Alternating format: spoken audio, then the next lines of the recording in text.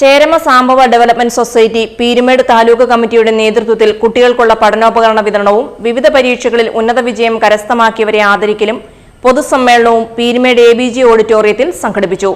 Taluk president KV പ്രസാദിന്റെ അധ്യക്ഷതയിൽ കൂടിയ സമ്മേളനം CSDS സംസ്ഥാന പ്രസിഡന്റ് KK സുരേഷ് ഉദ്ഘാടനം ചെയ്തു.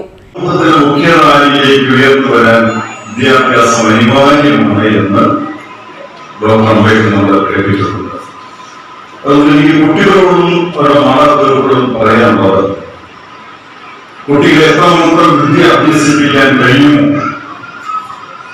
ഇപ്പോൾ ചെറുപ്രായത്തിൽ തന്നെ അതിനുള്ള സാഹചര്യങ്ങൾ ഒരുക്കി കൊടുക്കണം. 1000 ജില്ലക്കാർ മാത്രമല്ല, 10,000കണക്കിന് IAS കേരളത്തിൽ നമുക്കിടയിലുണ്ടാകണം, IPS ഉണ്ടാകണം.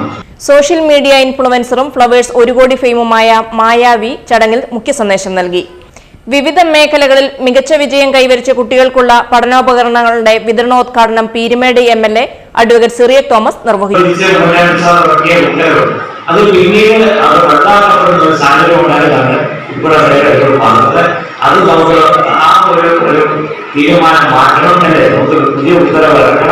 അതിനുവേണ്ടി ഇപ്പോഴത്തെ ജനങ്ങളോടൊപ്പം നിൽക്കുന്ന ഐക്യജനാധിപത്യ മുന്നണി ഗവൺമെന്റ് അതിന് സന്നദ്ധമാണ്, അതിനുവേണ്ടിയുള്ള കാര്യങ്ങൾ നീക്കണമെന്നാണ് അദ്ദേഹം.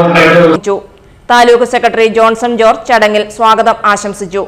പീരുമേട് ഗ്രാമപഞ്ചായത്ത് പ്രസിഡന്റ് ശാന്തി രമേശ്, വണ്ടിപ്പെരിയാർ ഗ്രാമപഞ്ചായത്ത് പ്രസിഡന്റ് ശാന്തി ഹരിദാസ് എന്നിവരും CSDS താലൂക്ക് കമ്മിറ്റി നേതാക്കളും കുടുംബയോഗ ഭാരവാഹികളും ആശംസകൾ അർപ്പിച്ചു.